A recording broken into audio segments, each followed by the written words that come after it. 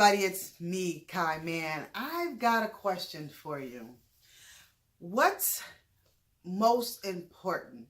Is it most important that a person grows? And when I say a person, I mean anybody, be it your mother, father, grandfather, sister, cousin, friend, enemy, whomever. Is it important that a person grow and change and do things differently?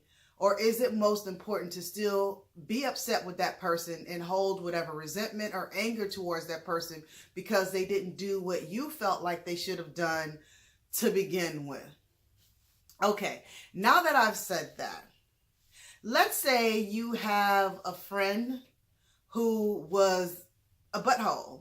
They didn't treat you right as a friend, and then maybe you guys stopped being friends, and then years later, they come to you and they say, I want to apologize to you. I want to apologize to you for all the things that I've done to you. You know, I've since grown from that. I've changed and I understood, the behavior that I had. It was not right. Now, they come to you. Whether or not you forgive them or not is up to you.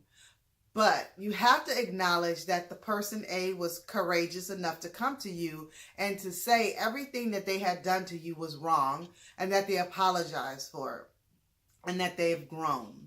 So would you think that the importance of that is that that person was able to grow and to understand that the behavior that they once had was not the best behavior and have since changed that behavior? Okay, so that's a friend. Okay, let's take it a step further.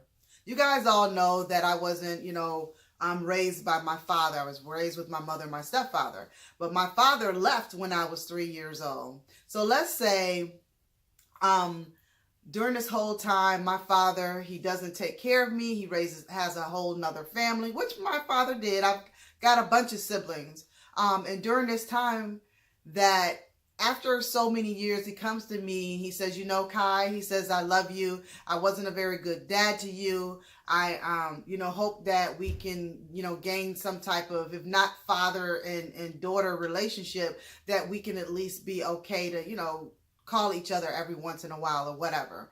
Now, do I, as a child of his or as an adult at this point, because I am an adult and that I can understand that he does feel some type of remorse for the things that he has done for 25 years. I can't get that back.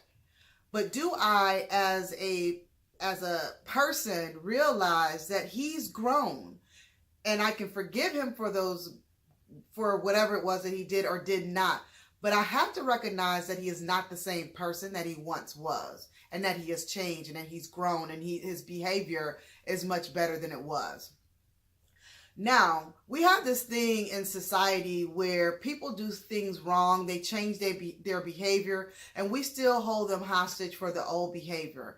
That might work for you because, now you holding all this anger, this whatever it is that you resentment that you have for them, but now they're a totally different person. If they've come to you and apologized for it, I think a lot of times we want people's blood. We want them nailed to the cross. We want all these different things and not even recognize that the best thing has really occurred is that person has grown.